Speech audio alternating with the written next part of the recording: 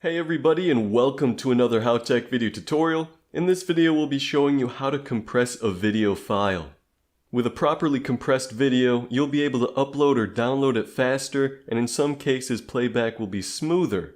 This is all without noticeably impacting the quality of the video at all. Compressing reduces the file size of a video so it takes up less space on your hard drive.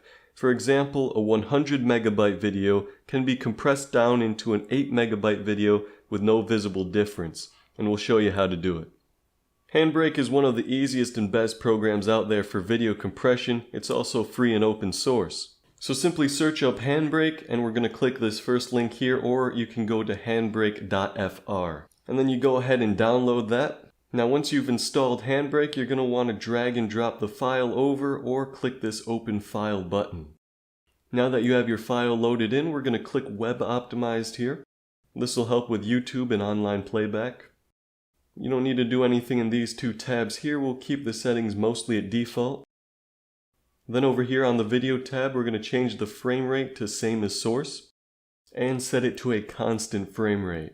And we'll go ahead and change the quality to 23 RF. So this moves the RF value just up 1. This will give you a lower quality, but a smaller file size. And if you turn the slider to the right, you'll get a better quality, a lower number, but a larger file size. We'll go ahead and optimize the video to slow. If we just hover over the bar here and see the tooltip, you should generally set this option to the smallest you can bear, since slower results will result in better quality or smaller files. You don't need to do anything for the audio, subtitles, or chapters tabs unless you wanted to, of course. But right now we're just strictly compressing the video. So we need to give it an output file now. So go ahead and hit Browse down in the bottom right. And we'll go ahead and find a place and call it compressed file, for example. We'll save that there in our videos. And then we have to hit the Start Encode button. And that'll go ahead and encode it for us. And you can see the progress down in the lower left here. And it looks like we have about a minute until it's done. And I'll go ahead and come back right after that minute. And we're back, and it says Queue Finished. So if we look back in our folder here, we'll find our compressed file. We can go ahead and right click it and hit Properties.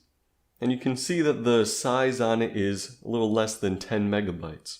Whereas before it was 80 megabytes, now after compression, after encoding, we now have a less than 10 megabyte video. So that was a significant reduction in file size. And of course you can reduce the file size even further if you bump up the RF value. Here are some more comparisons with varying RF values. For me though, 23 RF works in most cases and works the best for me. What other programs are essential to your PC? Let us know in the comments below. Thanks for watching. If you liked this video, don't forget to give it a thumbs up and subscribe to our channel. And make sure to press the bell button to be the first to know about our new videos.